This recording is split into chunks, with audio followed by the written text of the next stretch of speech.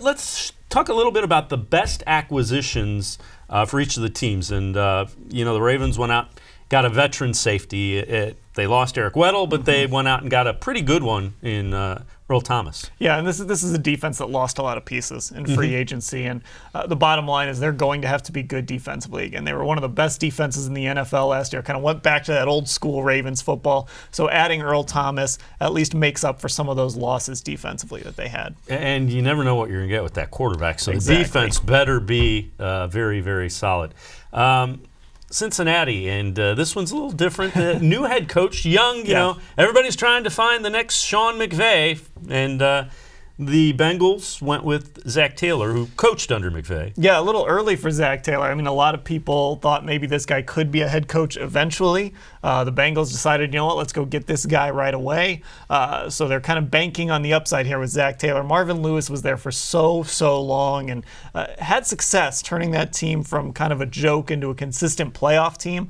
But now Zac-Taylor's going to come in. He's got Andy Dalton for a year. We'll see what they do at the quarterback position moving forward. But this is a long-term play for the Bengals. They hope that this guy does develop into a Sean McVay-like head coach. Well, and they had Marvin Lewis for so long. Oh, yeah. At some point in time, the same voice, the same way, you need to get out of that, and I think that's kind of where they were. Yeah, and it's just such a completely different direction because Marvin was always so stoic on the sideline, and I think Zac-Taylor is going to be a little more dynamic. You're going to see a little more out of him than you used to see out of Marvin.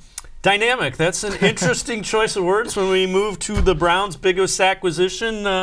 In some areas, it might be the biggest in the NFL. It'll be interesting to see how Odell-Beckham fits with this offense. Yeah, you can get cute here and say, oh, Olivier Vernon or Greedy Williams, but let's be honest, it's Odell Beckham. Like you said, he might have been the biggest acquisition in the entire league. He changes the offense. He changes the balance of power in the AFC North. Maybe even in the entire AFC, he makes the Browns legitimate contenders in both of those areas. So it's hard to say that Odell Beckham wasn't the Browns' biggest acquisition and maybe wasn't the NFL's biggest acquisition. And, one of the things we've touched on is it'll be really interesting to see he and Baker Mayfield. He hasn't played with a guy that can throw the ball downfield like Baker Mayfield can. Yeah, it'll be interesting to see how much better he can be because he's had 1,300-yard seasons. He's had big touchdown seasons. Is there another 100, 200 yards in some of those years? Could he put up even bigger numbers than that? It's going to be interesting to see. And that's not in no way am I knocking Eli Manning, who he played with at the Giants. It's just a different skill set that Baker Mayfield has. Different skill set, a little more downfield maybe because Odell was always so good at taking slants and running with them. Maybe they're going to be able to open up some things downfield with him because Baker is so accurate. Scramble drills, all of that stuff. It's going to be fun to watch. And, we talk about Pittsburgh's biggest acquisition. This is a guy I really liked, the linebacker, devin-bush. Yeah, a lot of people really liked devin-bush, and the Steelers gave up some draft picks to go up and get him. It's a guy that they targeted. They're kind of trying to remake that defense a little bit on the fly. We know how Pittsburgh is. They always seem to reload. But ever since Ryan Shazier got hurt, they've kind of been scrambling to fill that spot. Devin-Bush should be able to come in and contribute right away. And that when we talked to the Steelers beat reporter, that was the thing. They hadn't been able to find a guy that could run like Ryan Shazier, and